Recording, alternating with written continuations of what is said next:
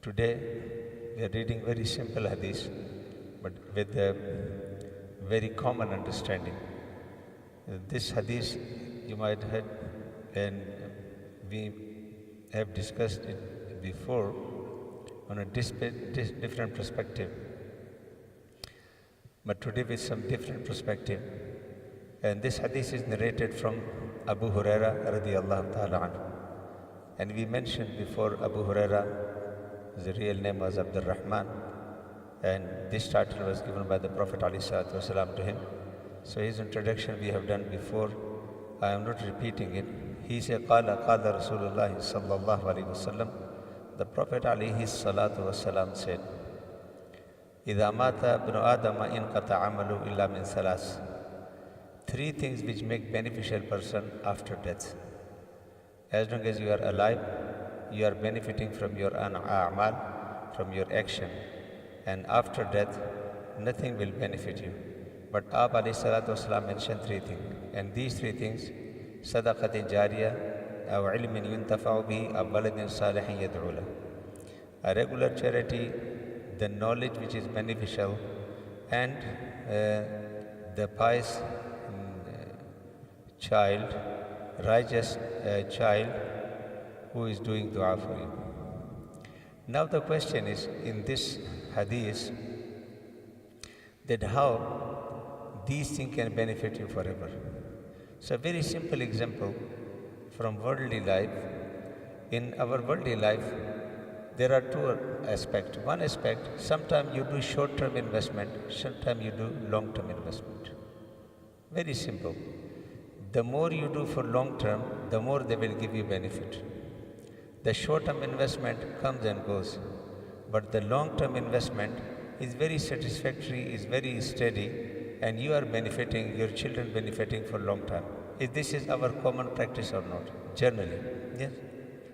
No, short-term practice is always fluctuous, but the long-term investment is always steady.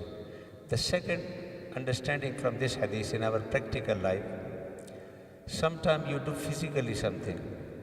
You open the shop, you are working. Now this shop, every day you have to open it and close it. You have office, you are working. Every day you have to go to office.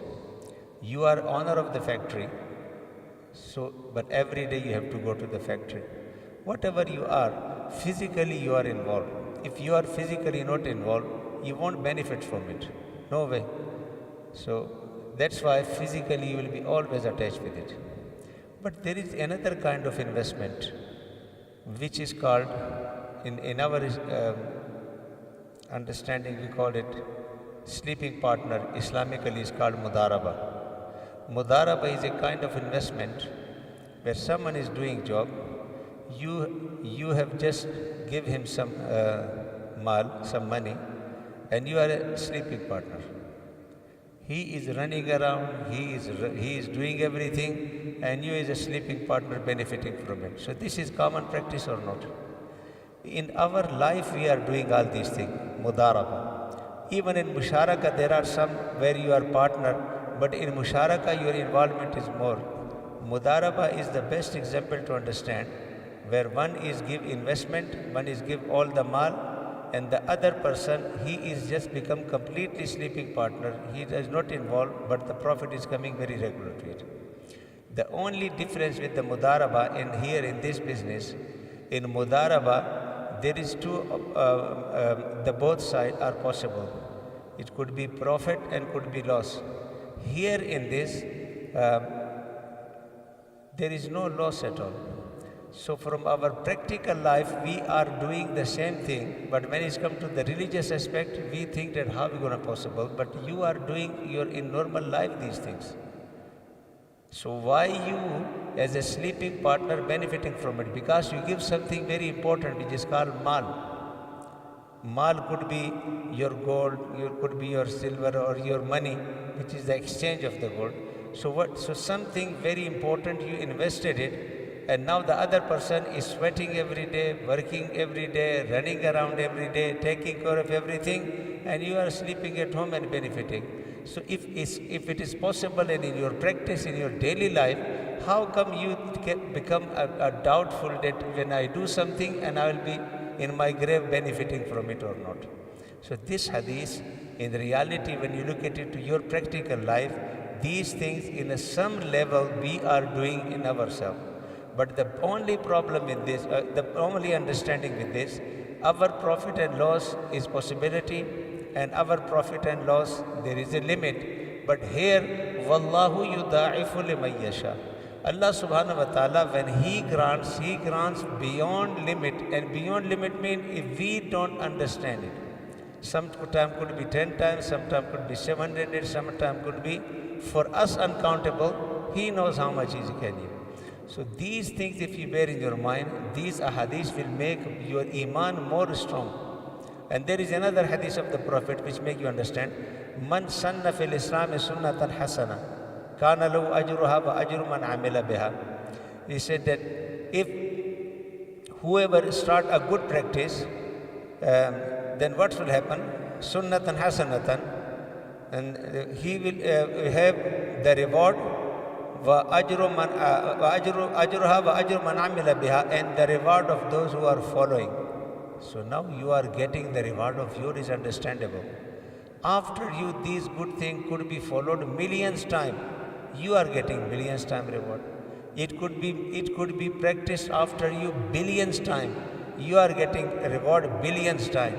So here this other hadith, that sometime you just get reward of your own action, but sometime it could be multiplied million and billion and trillion time just because of the action of other. But the thing is so beneficial, thing is so practical. The more it's practical in the society, the more you will get reward for it. And that's how the Muslim understand, those who have a strong faith. If you look at these three things, the other thing which is very important is in all these three things, Sadaqa Jariyah or Ilmin Yuntafa, Waladin Salih, if you look at it in detail, it is a public welfare. The first Sadaqah Jariyah is very common. Anything comes under Sadaqah Jariyah is definitely something which is related to public welfare. Whether it is madrasa, whether it is majlis, masjid, whether it is well, whether it is school, is public welfare. Ilmin yuntafu, how is public welfare? Because in the ilm there is a condition, it should be beneficial. So beneficial means the other people are continuously benefiting from it. Again, thing going to the public welfare. Now, waladin salihin yad'ula, how is become related to the public welfare? The waladin salihin itself is a indicate that this child who is a salih, if he is a salih, he knows his rights and his duties. If he is a walad salih, he knows his rights and his duties towards Allah, towards Creator. He knows his rights and his duties toward the creation. When he knows his duties toward the creation, this walad saleh is not only saleh who just raises his hand, Ya Allah, forgive my father. This is walad saleh. When he become your neighbor, you will benefit from it. This is walad saleh. When he become your partner, you will benefit from it. This is walad saleh. If he is your relative, you will benefit from it. This is walad saleh. If he is your colleague, you will benefit from it. So in reality, these three all, the extension of the reward, mostly when you see Allah subhanahu wa ta'ala mentioned, is related to the public welfare, to the welfare of those who are the creation of Allah subhanahu wa ta'ala. So the other aspect of this hadith is this: if you beneficial for others to the public, Allah subhanahu wa ta'ala will extend your reward more than what you are expecting.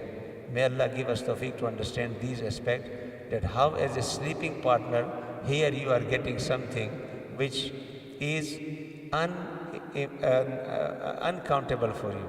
Number two, how public welfare is important, that everything extend your or multiply your reward from 10 to 100 in an uncountable level, as long as the things are beneficial for society. This is the beauty of Islam. The beauty of Islam is the more you are helpful for others, the more you have value, the more your iman will get strong, the more you will be closer to Allah subhanahu wa ta'ala. And this message is given in this hadith, إِذَا مَاتَ ابْنُ آدَمَ إِنْقَطَعَ عَمَلُهُ. May Allah give us tawfiq to understand all these various aspects of the hadith, which give us more courage to help other, which give us more courage to support other, and give us tawfiq to please Allah subhanahu wa ta'ala through doing good and kindness with the creation of Allah. ربنا تقبل منا إنك أنت السميع العليم وتب علينا يا مولانا إنك أنت التواب الرحيم. اللهم علمنا بما ينفعنا وانفعنا بما علمتنا وزدنا علما إنك أنت العليم الحكيم برحمتك يا أرحم